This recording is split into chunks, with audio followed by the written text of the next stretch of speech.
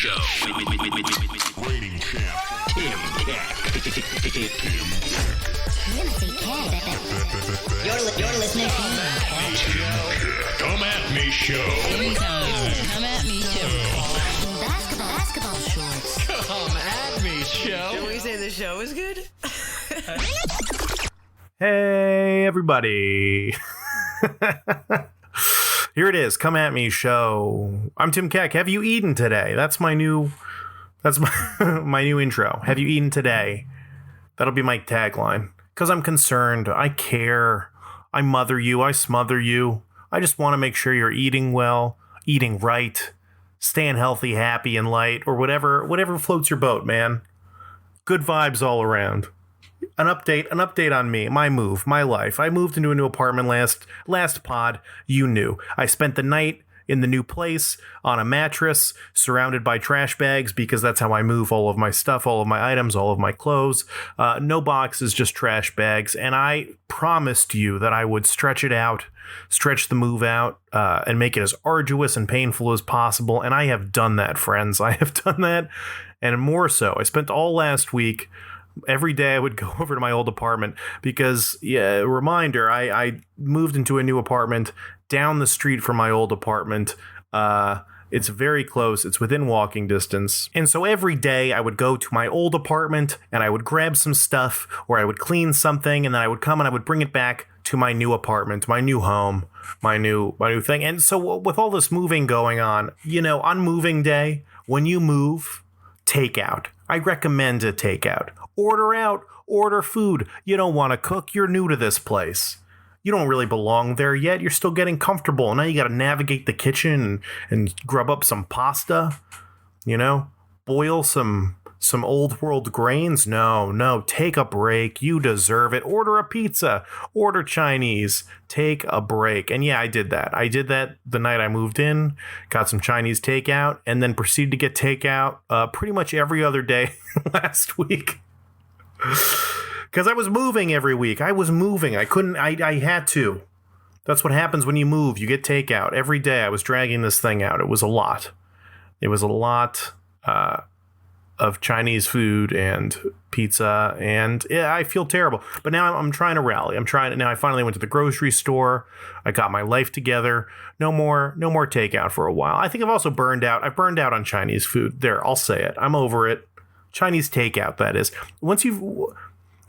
I knew people growing up in Florida who were old New Yorkers, and they would always say things like, "Oh no, I don't eat the Chinese food, and I don't eat the Chinese food here. I don't eat the Chinese food anywhere but New York." And I always thought that was a real pretentious thing to say.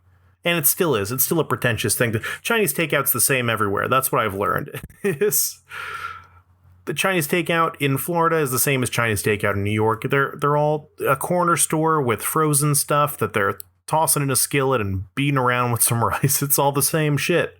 General Tso's chicken, you can get that anywhere. I'm sure if I wish I could track down the manufacturer, who provides the sauce for all of these restaurant chains. I want to get in on that because I love that General Tso's sauce. But I'm with the chickens, okay. And once you have good Chinese food, like restaurant quality Chinese food, the kind where you sit down and you tip and someone brings you water and a little pot of tea, and it's the one time I ever drink tea is waiting for my Chinese food to arrive. That's the peak. That's the best Chinese food, and then takeout isn't as good. It's not as good. It's the difference between wanting a hamburger and getting McDonald's, right? A McDonald's, I'm not going to argue that the Big Mac is a great burger. If you're looking to rank the best hamburgers in the country, Big Mac is not on that list at all. But sometimes you just crave a Big Mac. Sometimes you just want a Whopper. Sometimes you're just in the mood for some Panda Express. But to compare it to the real thing is atrocious. To order, I live in New York City. The best pizza in the world is in New York City, and I've gotten Papa John's delivered more times than I have ordered from a mom and pop place. I'll go to a mom and pop place over a Papa John's. I'm not going to sit in a Papa John's and eat. But when I'm getting delivery, man, I get a weird buffalo chicken pizza from Papa John's. It's barely even a pizza now. It's just got buffalo sauce and chicken and bacon on it. I mean, it's an atrocity, but it's delicious. It's a delicious chicken sandwich served flat and open-faced. And I love it, and I can't get enough. But again, it's not real pizza. Another thing about this takeout food, right, is I've given up caffeine. I get migraines, I get headaches, and I found that cutting out caffeine is just a good strategy in general for getting rid of headaches. And I notice it's helped. I don't have caffeine. I was addicted to coffee. I switched to decaf. It's a whole thing. I'll get into it on a later episode. So I don't drink soda anymore, except for like caffeine-free soda, of which there are 2. Orange soda, half the time, like Fanta, caffeine-free. Crush, not caffeine-free. So if I order takeout and I'm like, I want a soda, I go orange soda, and then it's a gamble. Now it's a 50-50 toss-up. Are they a Fanta place or are they a Crush place? And most of the time, God willing, they're a Fanta place. But sometimes they don't have anything. And this has happened to me multiple times. If you order a soda from a place, if you order a Pepsi or an orange soda and they don't have your soda, what do you get? They send a Sprite. They send you a Sprite, and they don't call. They don't say, hey, man, we're out of Pepsi. Hey, man, we're out of Coke. You're just getting a Sprite. Which is a drastic step down. You don't go Pepsi to Diet Pepsi. No, they go Pepsi right to Sprite. If I order a ginger ale and you're out of ginger ale and you bring me a Sprite, that makes sense. But orange soda? You're out of orange soda, so now I'm getting a Sprite? What the fuck kind of world is this? Sprite is on the opposite end of the spectrum as far as I'm concerned. Sprite is tummy ache drink. You know, you get a tummy ache, you eat some plain bread, some rice, and you drink a Sprite. Or a ginger ale if you got it. But that's Sprite. I mean, what a bland personality trait. Can you imagine someone whose favorite soda is Sprite? What a boring person that would be. I just love Sprite, man. I just can't get enough fucking Sprite. We got to drive. I helped my roommate move out as well, and he moved a little farther away. We got a U-Haul, or he got a U-Haul. I just rode shotgun, and I can tell you, it's a scary experience. Having been now years in New York, no car. I don't drive on the reg, and I could feel his anxiousness, his anxiety, driving down the street because he was very vocal about it. He was just vocally freaking out the whole time, which is understandable. If you don't drive, I know a lot of you listening in your car right now, driving around, just first off, thank your lucky stars you have a car. Just take a minute to be grateful that you're in this car and you're driving around, because a lot of people don't have that, and it's the best feeling in the world. Did you ever I remember seeing Pirates of the Caribbean in theaters. I don't think I saw the first one in theaters. I know I saw the second one in theaters. But regardless, Pirates of the Caribbean, the main plot, I think, of the first one is this pirate, Jack Sparrow, played by the gregarious Johnny Depp, is trying to find his ship, the Black Pearl. The Black Pearl. And then he talks about this ship, and he waxes and he wanes about what the ship is and what it means to him. And what it really means to him is freedom. The ability to go anywhere, go wherever he wants, no rules, just right, Outback Steakhouse, over the sun, over the edge of the world and back, wherever he goes, no rules, just right. Captain Jack Sparrow. The ship is freedom. And if you remember, in that movie, he has a compass that points to the Black Pearl, but we later find out that it's not actually the Black Pearl that it points to. It points to what he wants most in the world. So does what he want most in the world, is it the physical ship? Or is it the freedom that the ship provides?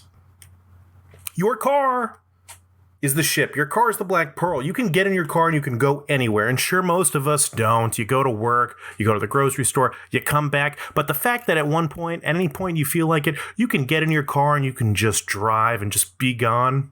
That's freedom, man. That's what a car is. And so I'm living in New York, no freedom, no nothing. I'm taking the subway everywhere, and occasionally I rent a car for a gig or to go out of town or a vacation or whatever the reason, or to, renting a U-Haul to go. And that if you haven't driven in a long time, getting behind the wheel, especially in a crazy place like New York or Brooklyn where there are no rules and the lines in the road are really just a suggestion, and there's one-way roads out of nowhere, and everybody is fucking double parked. It is stress-inducing. It is terrifying. It is a nightmare. especially in a U-Haul where it's like the fattest car around. It's bloated. You can feel the love handles hanging over the side of this U-Haul.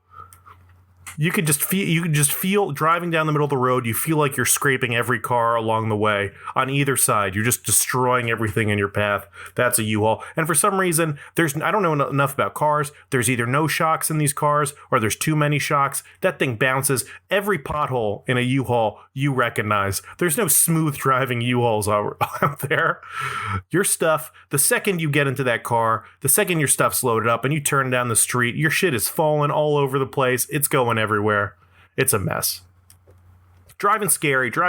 It's fun, but it's scary. I mean, by the time you rent the car or whatever, you drive to your place, it's terrifying. On the way back, you're like, okay, I feel like my old self again. I can do this.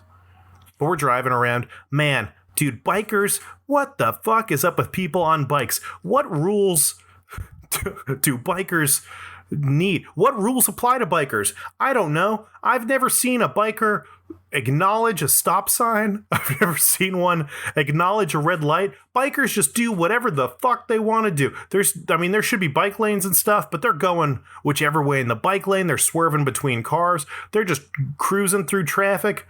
It's terrifying. I don't know I don't know what rules bikers need to follow, but it feels like they're breaking all of them. Terrifying. All these bikers, they're a threat. They're a threat to every good driver out there, man. I know there's like bike accidents and those are sad, and obviously anyone who's a part of that, my heart breaks for you, but I feel like they're not the driver's fault. I never just my limited experience driving around Brooklyn. If someone on a bike is like, yeah, this asshole on a car hit me, I'd be like, well, what were you doing? Did you stop at the sign? Did you look both ways? Because I know how you bikers are. You're just flying down everything because you got messages to deliver or whatever the fuck you're doing. It's a lot. COVID. Let's talk COVID real quick. We're still off topic. We'll get on topic. This week's topic, outer space. I'm excited to gap. I'm excited to talk about it. Next week's topic, by the way, I want to talk about movies. I don't know. Can we talk about movies? I have this idea in my head that I'd like to explore with you guys of trying to find the best movie trailer for the worst movie. So like a movie trailer where you're like, whoa, I gotta fucking see this movie. This movie trailer is so good. And then the movie sucks. So that's what I want, and it's measured on a scale of how bad the movie is and how great the trailer is. I'm just throwing one out, just spitballing. I haven't done a ton of research into this, but there was a movie called Gifted with Chris Evans and oh man, who was the girl who got fired from SNL for saying fuck on the air? Jenny Slate. I know her from many other things, but that's just the funniest part of her history. She's also not fired for cursing on the air, but she dropped an F-bomb on TV, and that's something important. That's something that should be celebrated. I would put that on a plaque. It said fuck on SNL. I'd put that on a plaque, and I'd hang it up on the wall, and I'd cherish it forever. I think Kristen Stewart did that too. Anyway, movie Chris Evans, Jenny Slate. There's a little girl who's a prodigy, a classic prodigy tale. And Chris Evans is taking care of her. It's his niece. His sister passed away tragically. We don't really know what happened, I don't think. And this kid's a genius, and his mother wants her to go to college. And he's like, no, I want her to have a normal life. And the trailer's great. They've got Cat Stevens playing The Wind. And I'm just like, it's building. And Chris Evans says something shitty like you can't provide her the life she wants. This is what Barbara would have wanted or whatever. And then Jenny Slate's like, she's a gifted child. And I'm just like, yes, I can't wait to watch this movie. And it's bad. Predictably so. It's a bad movie. Maybe you could tell that from the trailer, but I've seen the trailer multiple times. I'm obsessed with it, and it's terrible. So next week, let's talk about movies. And yeah, and think if you have ideas for trailers that suck or trailers that are great for movies that suck, hit me up, let me know. Also, kind of really unrelated, but I've been consuming a lot of media lately. Between video games, television, movies, bisexuals are in now. I don't know. Is that a bad way to say it? I don't want to offend anybody by saying this, but multiple TV shows and a video game I'm playing, and the protagonist is bi, and I gotta tell you, I'm a huge fan. I think it's fantastic. I think it's just really opening up the world of storytelling, you know? Because I consume most media now with a very critical eye, having known people in the industry, having like just glazed the outside of the entertainment industry for a while, you know, done some video work, done some editing, done a lot of writing. I think about like, oh man, so what's going on in the story? Is this good storytelling? I can't watch a sitcom without thinking about what they're setting up in the third act. Like I'm overthinking all of it. And now all of a sudden, you know, back in the day, it's like, even like a couple years ago, it's like you see a protagonist, you see this person, and you're like, okay, well, they introduced, this is a hot guy. They introduced a hot girl. It's like, clearly this is going to be the thing. But now it's like, whoa, everyone's fair game, man. You introduce a hot guy, anyone in the world now could be a love interest. I don't know. This is not a good bit on my part, but I'm just saying I appreciate it. I think it's great. It's just fun. Was watching some show and this girl hooks up with a guy, and then next thing we know, she's just chatting up another girl, and I'm like, this is great, and it's sweet, and it's not even a sexual thing, it's just storytelling wise. Wow, you can throw a dart at the board. Just the freedom it must offer writers in the writing room. Just being like, oh yeah, they're bi. Who cares? We get any character that this actor has chemistry with, any other actor that visits the show that they have chemistry with, that's a relationship that we can explore romantically. It's got to be freeing. It's got to be incredible.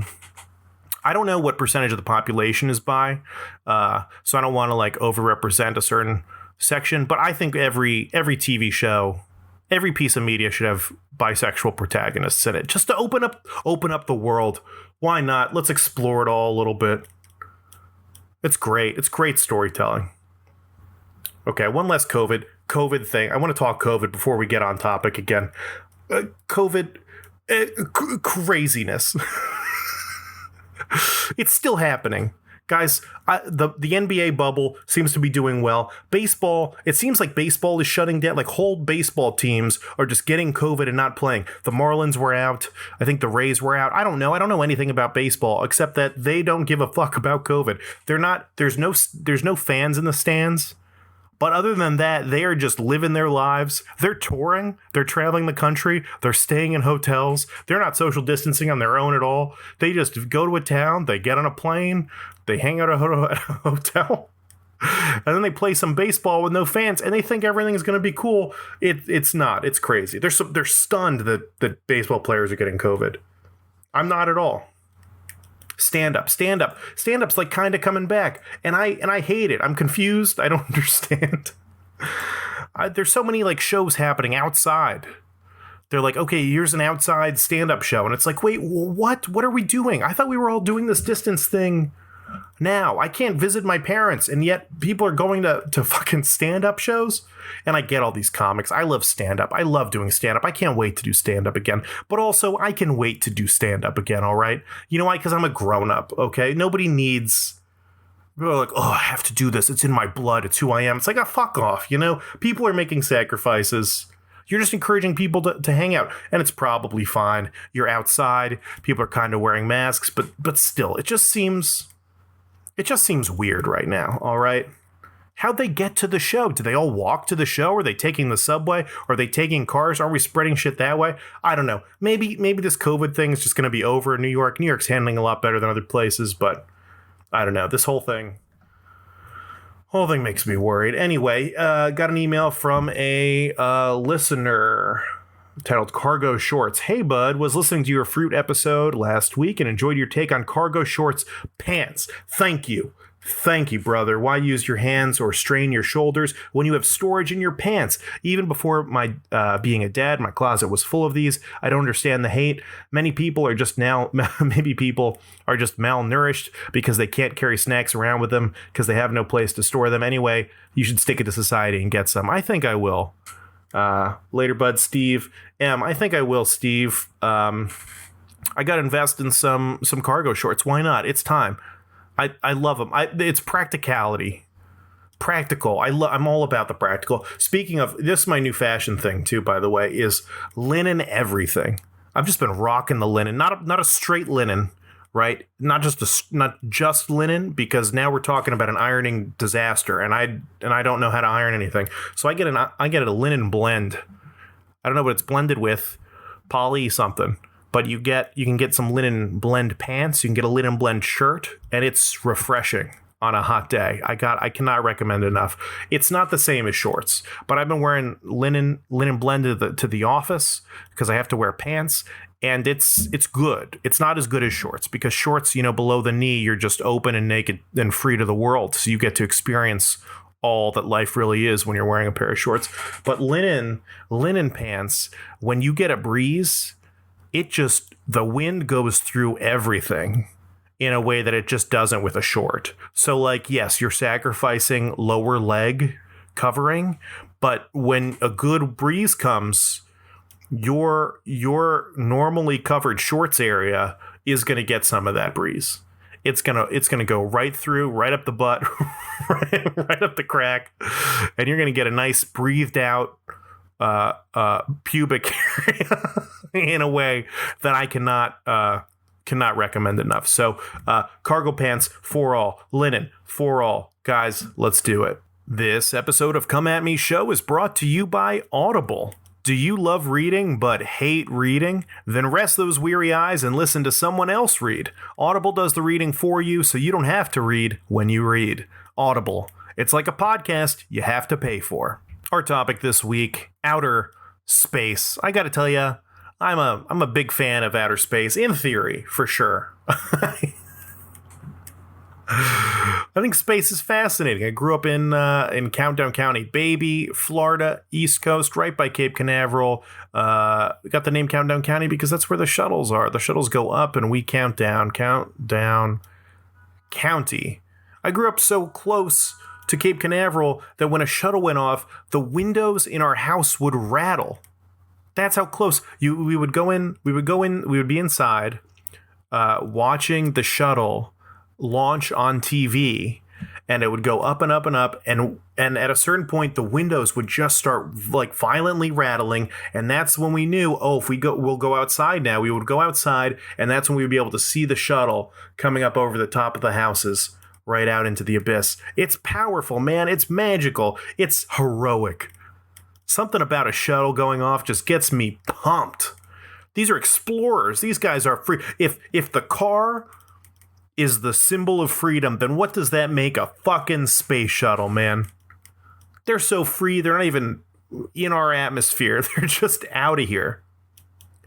I guess it's not freedom, but it's risk. It's gambling. It's freedom the way like a ship is, like a boat, like an early explorer was free. They're risking it all for what? Exploration.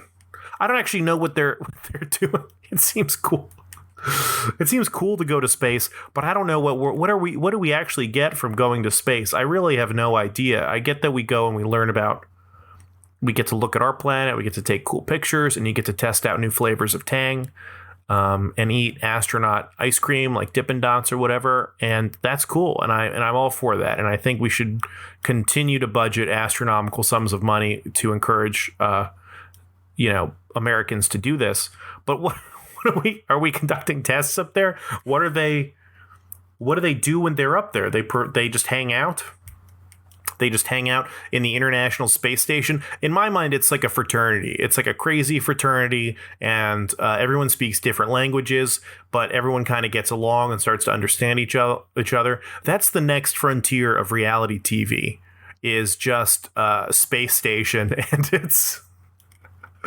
and we just get some young sluts up there. That's the action.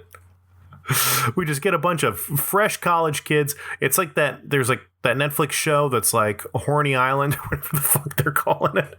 And the whole premise is that I don't know what I just saw the ad for it, and it was something like, oh, there's a grand prize, but anytime someone on the island hooks up with somebody else, then the prize goes down. So you lose the prize money every time you hook up with somebody. Let's get that. Let's put it in space and let's see what happens, man. That's what NASA should be focused on. The International Space Station reality TV show. I don't know if I would go to space. I'm not super excited about it. I know they're kind of opening it up to like wreck stuff and letting everybody go soon. And they just had the like the SpaceX launch, right? And then those guys came back. There was like these two older dudes that came back, and it was Elon Musk's shuttle, right, that launched up into space.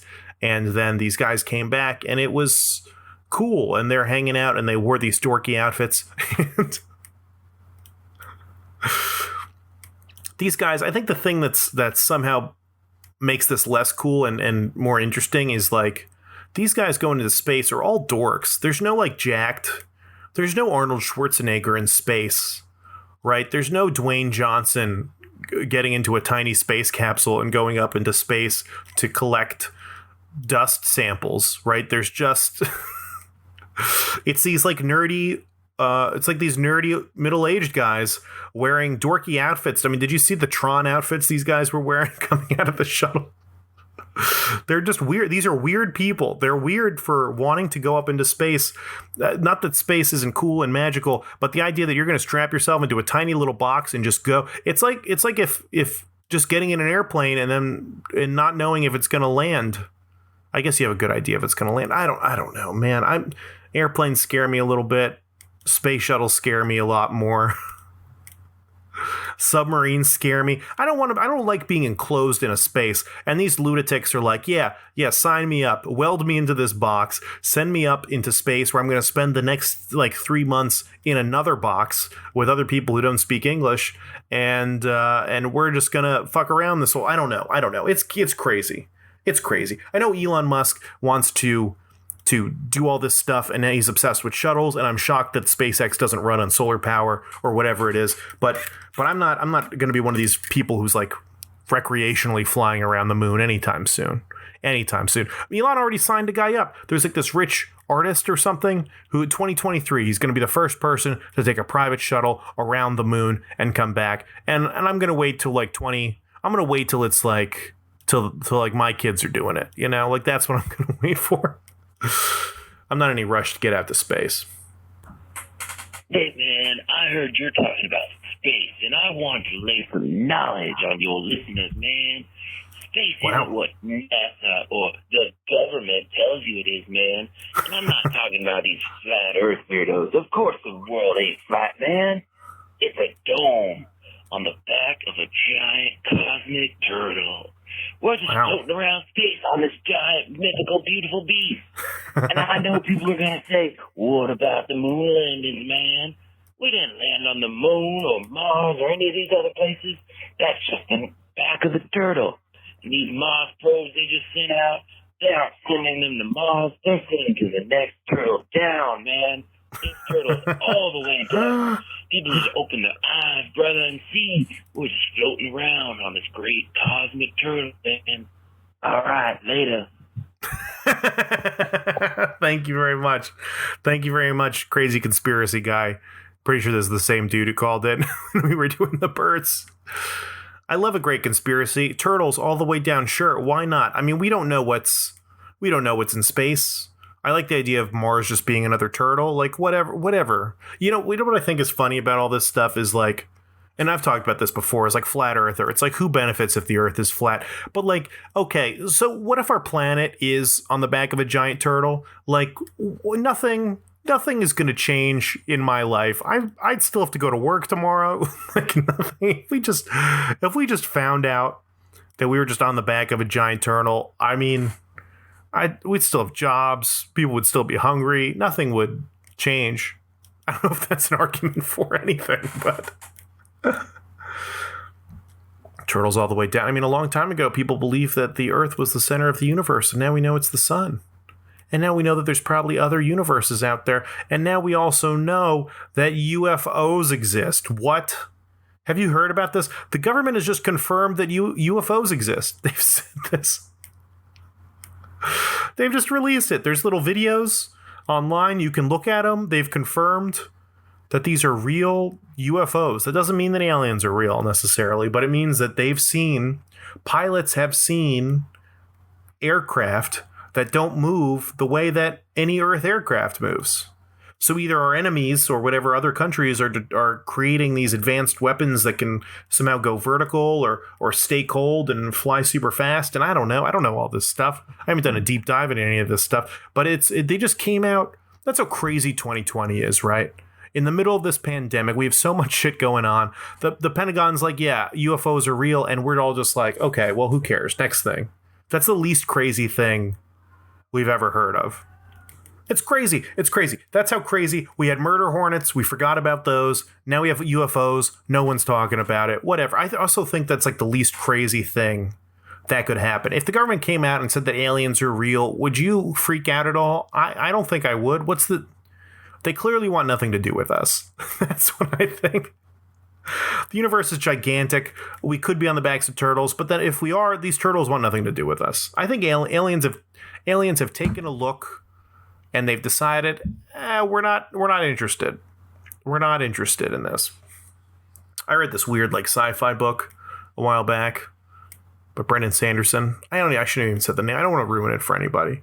But kind of the conceit of this sci-fi book is that that different creatures could be evolving in different ways. And Earth is, humans have decided to evolve this way, specifically with tools. But aliens or whoever, there are other forms of life out there, they could be evolving in different ways. They could be evolving physically or mentally, like telepathically or telekinetically or whatever. They could be functioning in a bunch of different ways and coming up with alternate means for things that we use tools for. They can understand time differently. They can understand a lot of different things differently. I don't know. All that stuff's super exciting. But whatever it is, I think these guys came by, flew in their little ships, took a little peek, maybe murdered some cows or whatever, depending on what story you're reading, and then peaced out. Are aliens real? Sure. Why not? What would you be surprised? You know what I think for sure is if aliens are real, the president does not know about it. There's no way Trump knows. There's no way they told Trump about aliens. You think if Donald Trump knew about aliens, he wouldn't be tweeting about aliens? If somebody told me about aliens, I'd be telling people. I'd be texting about it. Maybe nobody would care. Maybe nobody would listen. But you're telling me we haven't gotten a single Trump tweet about aliens? Man, this is above the president. This is Area 51 shit. This is like, I don't know. I don't even know what else to say about this. Aliens, they could be real. Hey, Tim, this is Matt. Big fan of the show. Thank you. Wanted to really just ask you a question about this week's topic, outer space. Go ahead, Matt. So as you may or may not know, surely your listeners do not, I used to work at the Sierra and Space Museum, the Intrepid Sierra and Space Museum. Ooh.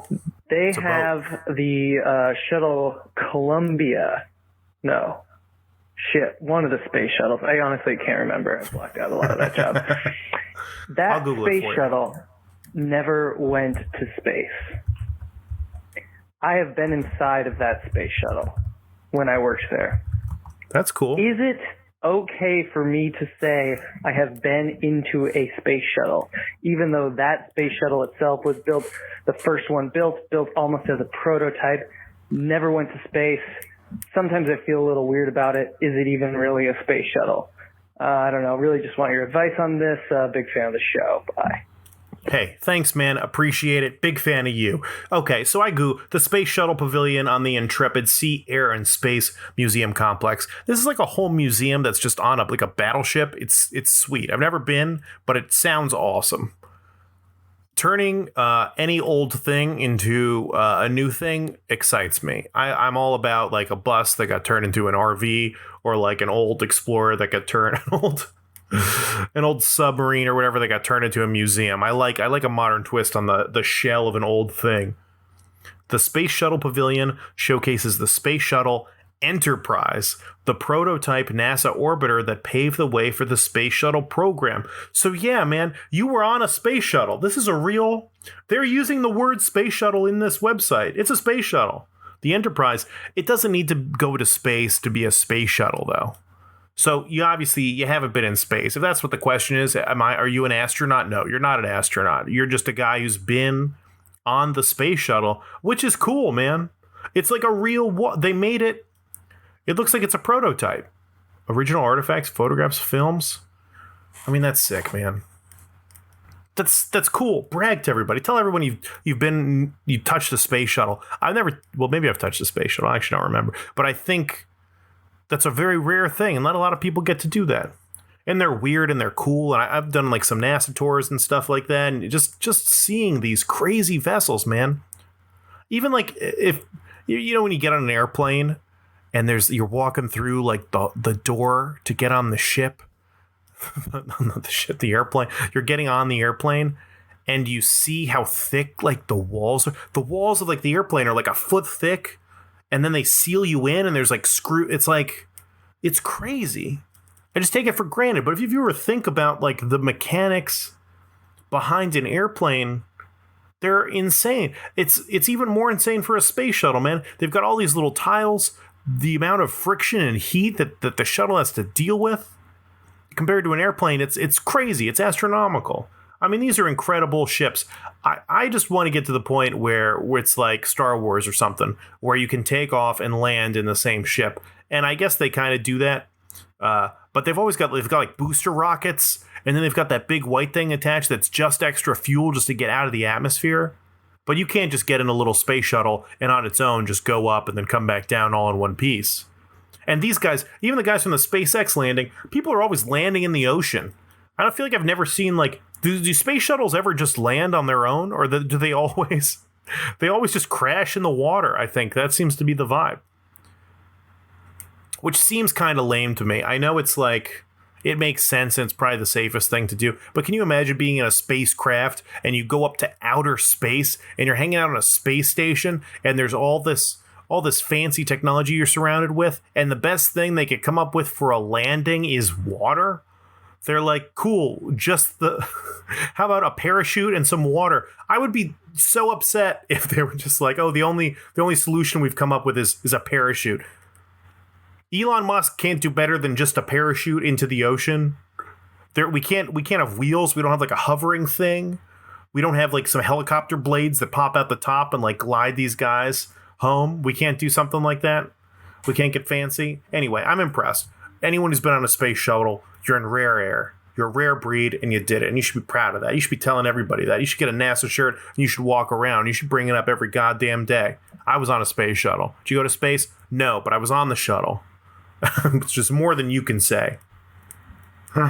Pluto's not a planet. Is that anything? I don't know. I don't want to talk about that. Let's see. What else? You know what? I'm all spaced out, man. Let's go to Tim Keck's Top 5.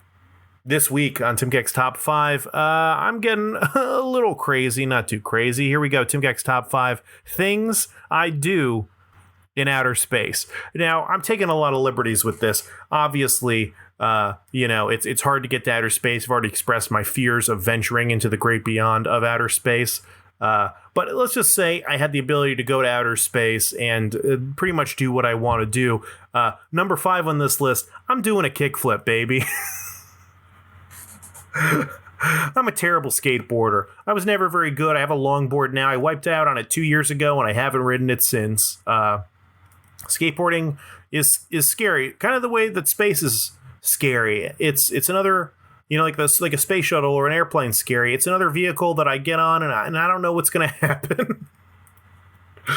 If I get on a skateboard, I could glide and just have a beautiful, relaxing time, or a pebble could come up and I could eat shit. Or like what happened to me, I go down a hill, it's a little too steep, I get the speed wobbles, I bail, and I roll down this gravel sidewalk and scare the crap out of everybody around me. When I fell, it was intimidating to a lot of people. Everyone was like, "Whoa!" They're not used to. I'm a big guy, and big guys don't just fall that often. Little people fall all the time. Skinny people, you guys are light. A stiff breeze comes by, you guys roll across the ground. But a big guy like me, I don't hit the dirt that often. So they were like, "Whoa, what the fuck?" And also, if you see a guy with my build skateboarding, you're like, he must know what he's doing. There's no way. He's not just an amateur. Someone that broad does not just get on a skateboard and see what happens. This is an experienced skater who has been demolished by time. Time has taken its toll on this man, but he still has those childhood instincts of skating survival. I could never do an ollie. I could never do a kickflip. I did a lot of just heelies, just little wheelies in the driveway. That was my thing. But a kickflip, you do like an ollie, you like lift the skateboard off the ground, the skateboard rotates once, and then you land again. In outer space, this is as good a chance as I'm ever going to get to land a kickflip. Are you kidding me? I'm on the moon, I got my skateboard, I do a little ollie thing, the skateboard rolls like 300 million times, and then maybe I land it, maybe I don't, maybe I just drift off into space. But either way, it's going to be the coolest thing I've ever done. A kickflip in space. Number 4, a propeller hat. I'm going to try to fly with it. Like in Calvin and Hobbes or some shit. I grew up reading all the Sunday morning cartoons, and all these little kids, it always seemed like a thing where like, oh, I've got a propeller hat, maybe I can fly with it. And in space, maybe you can. I don't know if it would work. But you just get a little, like a beanie with like a little propeller on it, and I'd spin that thing as hard as I can and just see if it lifts me off the sweet moon. If you're in space and you're just in like a gravity type situation where you were just freely floating through space, would like a little hand propeller like that be enough to pull you in a direction? I don't know. What does it take to move you in space? Do you need an object, or can you, because you can't like swim? Is it the same as like you can't like flap your arms and move in space, right? So like maybe propeller beanie doesn't actually do anything. Maybe it wouldn't do anything in space. But if you were on a planet and there was a little bit of gravity and the propeller hat could lift you up, that'd be cool. That's all I'm saying. Number 3, things I do in outer space, sex, sure. Why not? It's got to get on the list, guys. If we're all in space, we have the freedom to do whatever we want. We're going to try boning. And I think it's got to be, I think we probably take for granted the amount of gravity that comes into play when in normal, everyday Earth sex. But in outer space, man, you just grab a handful of ass and you cling on for dear life. Just floating away. If you accidentally, let go, and you both just drift apart forever. I mean, it's either going to be great or it's going to be a hindrance. You're probably using muscles you've never used before, and but it's got to be worth a try. No one's done it. I googled have any astronauts had sex, and NASA's saying no humans have had sex in space, which I find I feel like they must have done this research. You're telling me in like the when did we first go to space? I'm going to say the 60s. When we went to space in the 60s, not once did they have the conversation, what happens when you have sex in space? We just strap you down. Can you float around in the air? We never sent a couple out there just to live and just see what happens. I don't know. There's definitely got to be some like porno that takes place in the Vomit Comet. That there's like that plane that they test 0G like gravity in, where it goes up really high, and then it takes a nosedive, and for like 10 seconds while the plane's diving down towards the Earth, there's actually weightlessness. You experience like 10 seconds of weightlessness in the cabin of this airplane, and that's how they do a lot of training for astronauts in 0Gs. That's the only way to recreate it on Earth, is by going to flying up really high and then coming back down. And there's got to be some porn that was done on the Vomit Comet. There's got to be someone's tried having sex in zero gravity. That's all I'm saying. Number 2, top 5 things I do in outer space. I try to throw something around the moon. Like if I'm on a planet and I have zero gravity, maybe a gun's the way to go with this, right?